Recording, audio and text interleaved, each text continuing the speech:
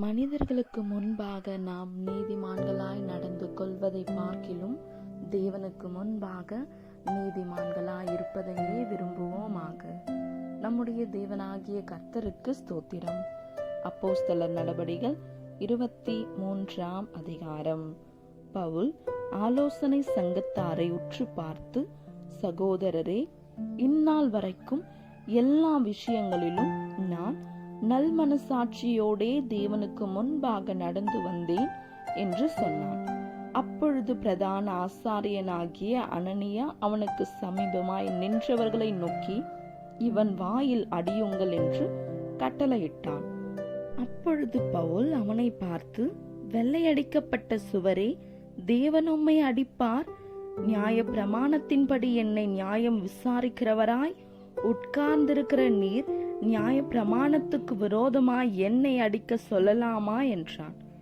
சமீபத்திலே நின்றவர்கள் தேவனுடைய பிரதான ஆசாரியரை வைகிறாயா என்றார்கள். அதற்கு பவுல், சகோதரரே, இவன் பிரதான ஆசாரியன் என்று எனக்கு தெரியாது. உன் ஜனத்தின் அதிபதியை தீது சொல்லாயாக என்று எழுதியிருக்கிறதே என்றான்.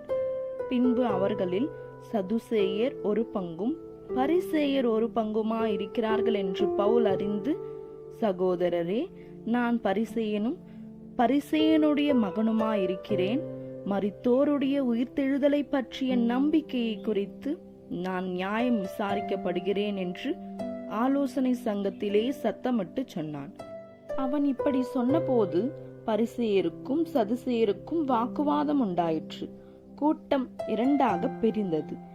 எண்ணத்தினாலோ வென்றால் சதுசேயர் உயிர்த்தெழுதல் இல்லை என்றும் தேவதூதனும் ஆவியும் இல்லை என்றும் சொல்லுகிறார்கள். பரிசேயரோ அவ்விரண்டும் உண்டென்று ஒப்புக்கொள்கிறார்கள். ஆகையால் மிகுந்த கூக்குரல் உண்டாயிற்று.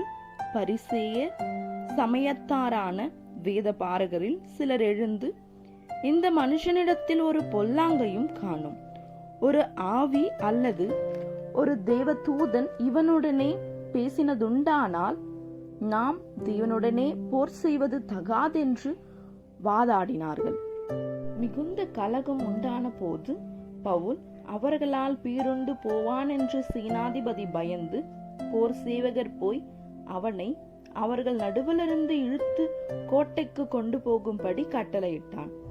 அன்று ராத்திரியிலே கர்த்தர் பவுலின் அருகே நின்று, பவுலே, திடன் கொள், நீ என்னை குறித்து எருசலேமிலே சாட்சி கொடுத்தது போல ரோமாவிலும் சாட்சி கொடுக்க வேண்டும் என்றார்.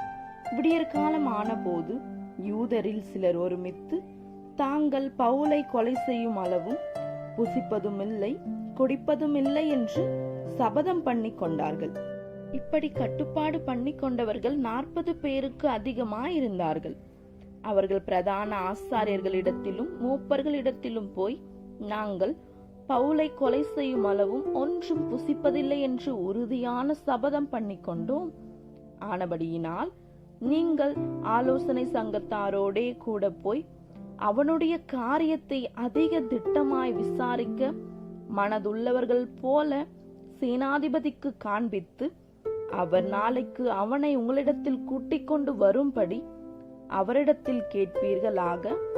அவன் கிட்ட வருவதற்குள்ளே நாங்கள் அவனை கொலை செய்ய ஆயத்தமாயிருப்போம் என்றார்கள்.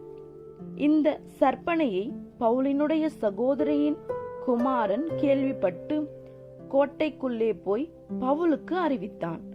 அப்பொழுது பவுல் 100 அதிபதிகளில் ஒருவனை அழைத்து, இந்த வாலிபனை சேனாதிபதியின் இடத்திற்கு கூட்டிக் கொண்டு போ, அவரிடத்தில் இவன் அறிவிக்க வேண்டிய ஒரு காரியம் உண்டு என்றான். அந்தபடியே அவன் இவனை சேனாதிபதியின் இடத்திற்கு கூட்டிக் கொண்டு போய், காவலில் வைக்கப்பட்டிருக்கிற பவுல் என்னை அழைத்து, உமக்கொரு காரியத்தை சொல்ல வேண்டும் என்றிருக்கிற இந்த வாலிபனை உம்மிடத்திற்கு கொண்டு போகும்படி என்னை கேட்டுக்கொண்டான் என்றான். அப்பொழுது சேனாதிபதி அவனுடைய கையை பிடித்து தனியே அழைத்து கொண்டு போய், நீ என்னிடத்தில் அறிவிக்க வேண்டிய காரியம் என்னவென்று கேட்டான்.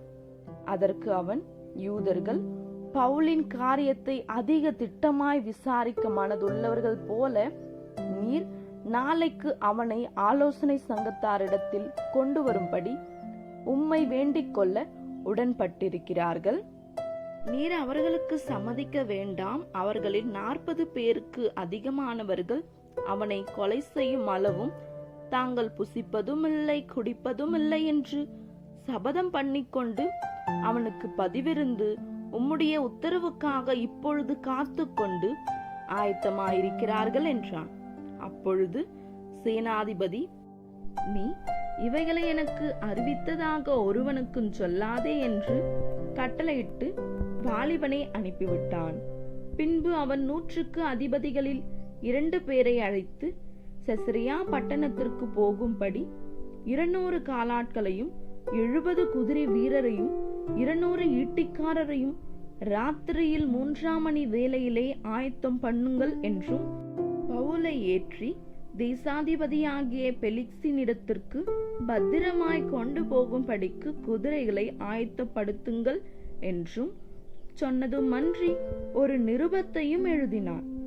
அதன் விவரமாவது, கனம் பொருந்திய தேசாதிபதியாகிய பெலிக்ஸ் என்பவருக்கு கிலவுதி லீசியா வாழ்த்துதல் சொல்லி அறிவிக்கிறது என்னவென்றால், இந்த மனுஷனை யூதர் பிடித்து கொலை செய்ய போகிற சமயத்தில் நான் போர் சேவகரோடே கூட போய் இவன் ரோமன் என்று அறிந்து இவனை விடுவித்தேன்.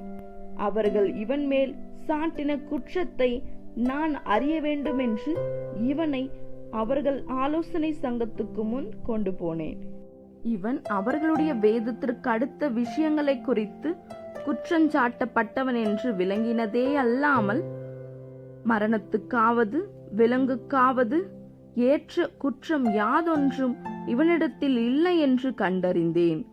யூதர்கள் இவனுக்கு விரோதமாய் சற்பனையான யோசனை செய்கிறார்கள் என்று எனக்கு தெரிய வந்த போது உடனே இவனை உம்மிடத்திற்கு அனுப்பினேன். குற்றஞ்சாட்டுகிறவர்களும் இவனுக்கு விரோதமாய் சொல்லுகிற காரியங்களை உமக்கு முன்பாக வந்து சொல்லும்படி அவர்களுக்கு கட்டளையிட்டேன். சுகமாயிருப்பீராக என்று எழுதினான். போர் சேவகர் தங்களுக்கு கட்டளையிட்டபடியே பவுலை கூட்டிக் கொண்டு ராத்திரியிலே அந்திபத்ரி ஊருக்கு போய் மறுநாளில் குதிரை வீரரை அவனுடனே கூட போகும்படி அனுப்பிவிட்டு தாங்கள் கோட்டைக்கு திரும்பினார்கள். அவர்கள் செசரியா பட்டணத்தில் சேர்ந்து நிருபத்தை தேசாதிபதியின் இடத்தில் கொடுத்து பவுலையும் அவன் முன்பாக நிறுத்தினார்கள். தேசாதிபதி அதை வாசித்து, எந்த நாட்டான் என்று கேட்டு சிசிலியா நாட்டான் என்று அறிந்தபோது, உம்மேல் குற்றஞ்சாட்டுகிறவர்களும் வந்திருக்கும் போது உன் காரியத்தை திட்டமாய் கேட்பேன் என்று சொல்லி ஏரோதின் அரண்மனையிலே அவனை காவல் பண்ணும்படி கட்டளையிட்டான். ஆமென். இந்த வசனங்களை கேட்டுக்கொண்டிருந்த உங்கள் அனைவரையும் நம்முடைய தேவனாகிய கர்த்தர் ஆசீர்வதிப்பாராக.